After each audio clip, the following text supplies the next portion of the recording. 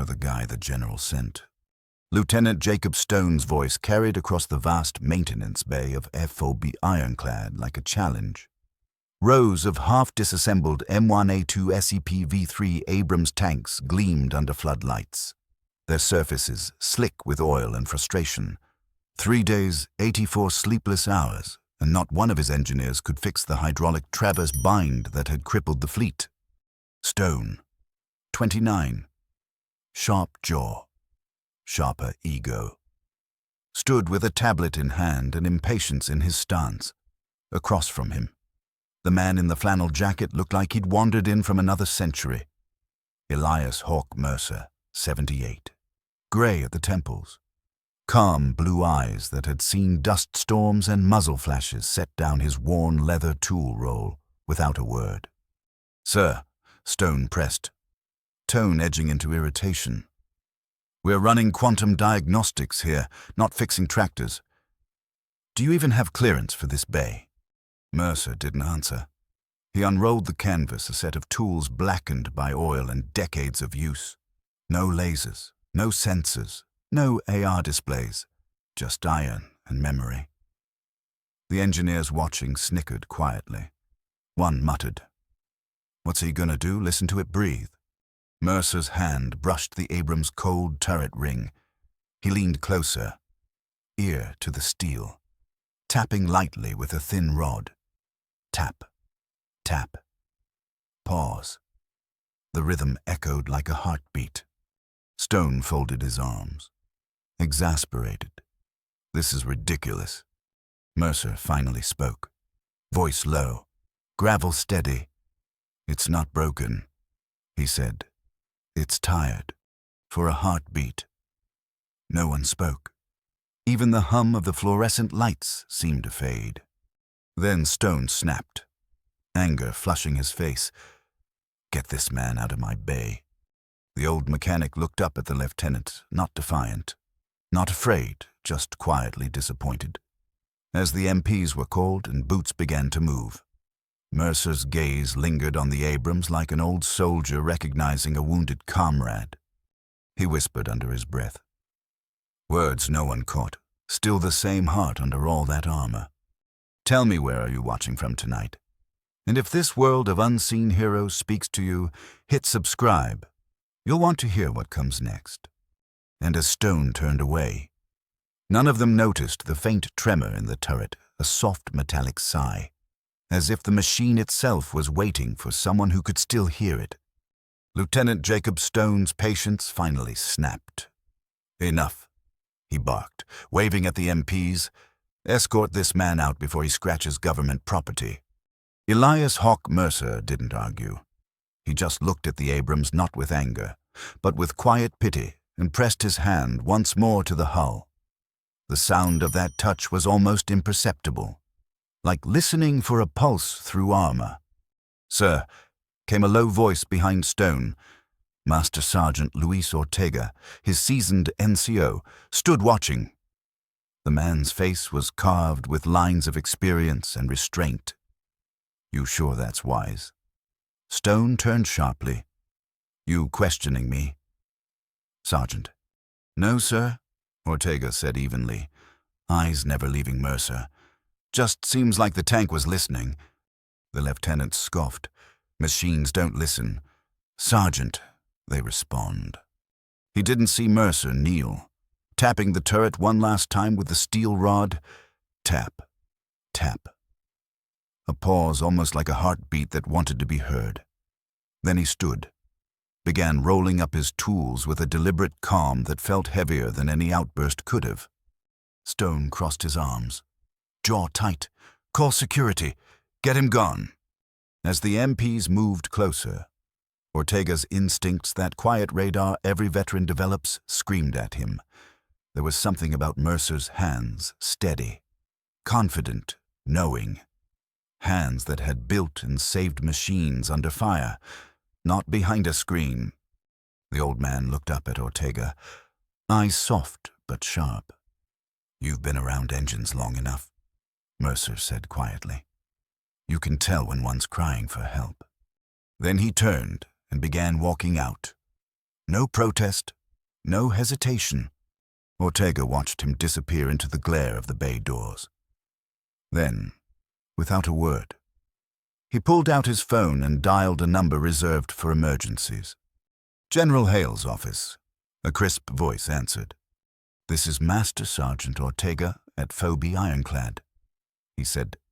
"Sir, you need to get down here. Now." A pause. Then the quiet fury of Major General Arthur Hale's voice cut through the line. "Who's throwing Mercer out of my bay?" Ortega swallowed hard. "Lieutenant Stone." "Sir." Another pause. Then Hale's tone dropped. Calm but lethal. "Tell him to stand by. I'm on my way." Outside, thunder rolled over the desert low, distant, inevitable. And inside Bay Echo 7, the ghost in the machine seemed to be waiting. The roar came first, tires screaming, engines snarling. Every head in Bay Echo 7 turned as a black command sedan, flanked by two M1151 Humvees, tore across the tarmac and halted with a violent hiss of brakes. Dust rolled in like a storm breaking loose. Lieutenant Jacob Stone froze mid-sentence. The MPs stiffened to attention. Then, through the haze, stepped Major General Arthur Hale, tall, broad-shouldered, his uniform immaculate, his expression carved from ice. Two silver stars gleamed under the harsh white lights. No one breathed. Hale didn't shout. He didn't need to. His presence alone hit the room like pressure in a sealed tank.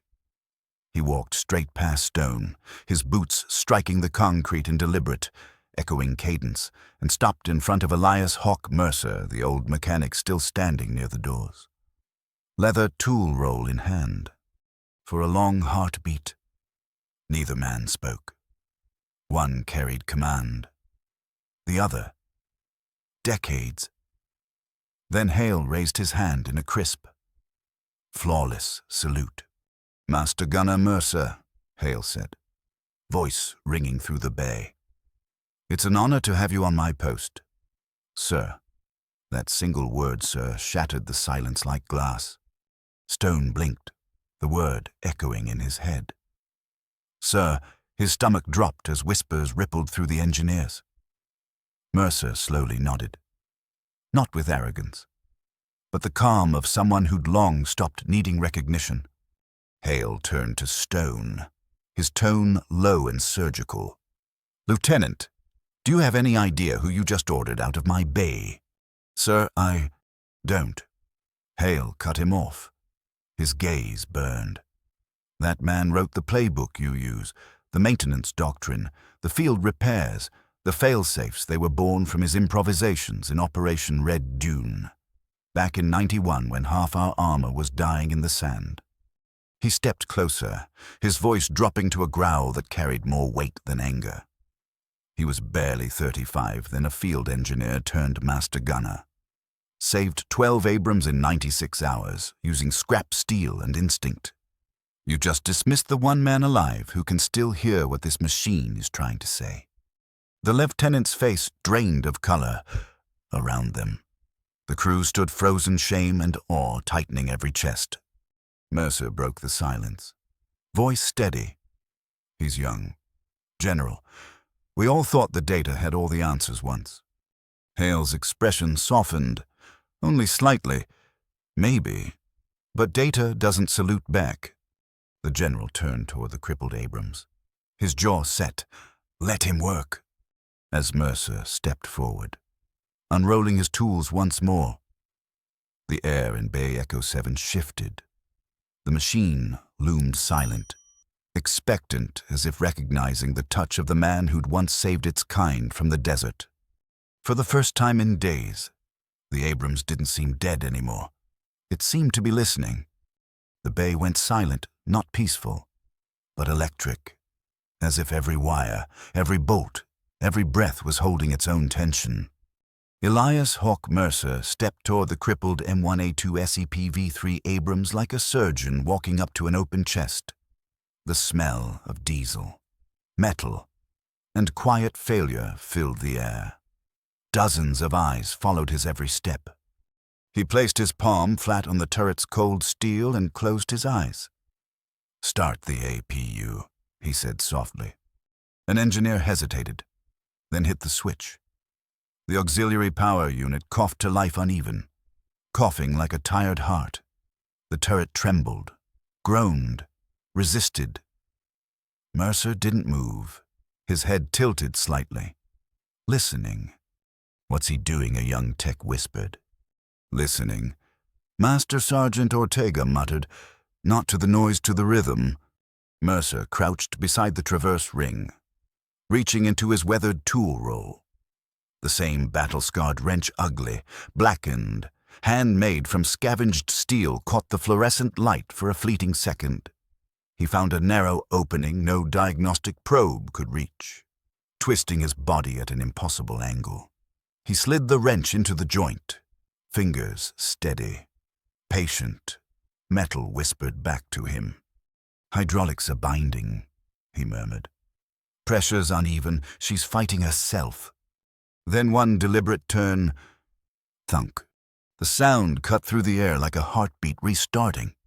"Try it now," Mercer said quietly. Stone gave the command, voice low. Traverse left. The massive turret moved, smooth, silent, perfect. No grinding, no hesitation, just steel obeying steel. The room erupted in stunned disbelief. A few engineers clapped before realizing they were still on duty.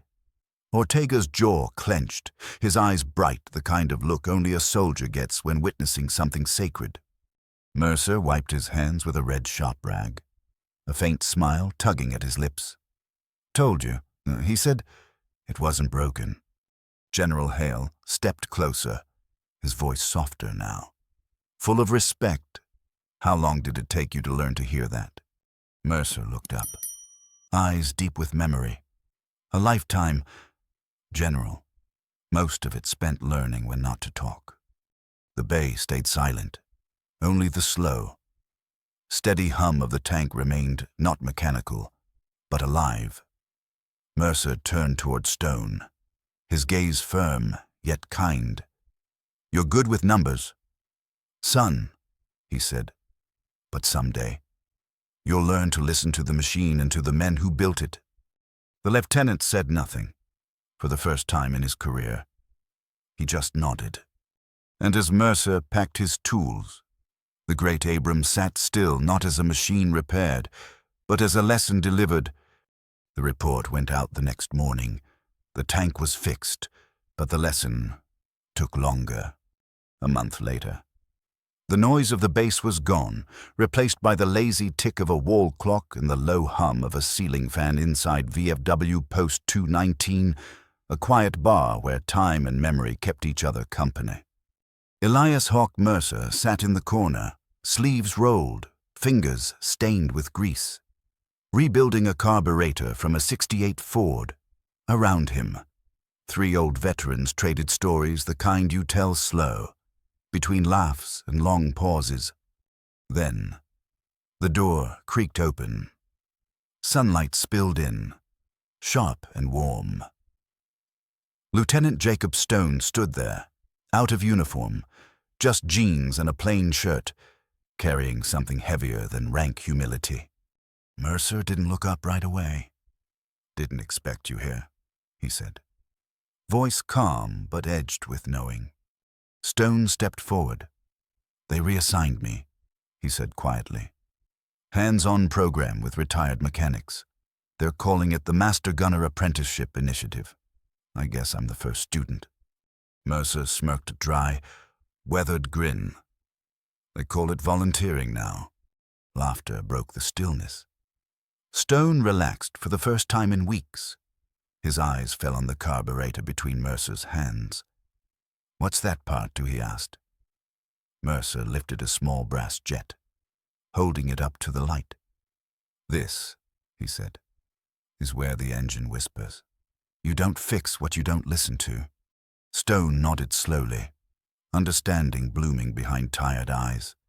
For a long moment, They just sat there, 2 generations divided by decades, joined by silence. Outside, a motorcycle rolled by, its rumble fading into the afternoon calm. Mercer leaned back, gaze distant but kind. "You've got all the tools, son," he said, tapping his temple. Then his chest. "Just remember, machines and men aren't that different. Both break when you stop respecting what drives them." Stone looked at him, voice low. "I'm ready to learn." Mercer's smile deepened faint. Genuine, the kind of smile worn only by men who've made peace with the past. "Then start by listening."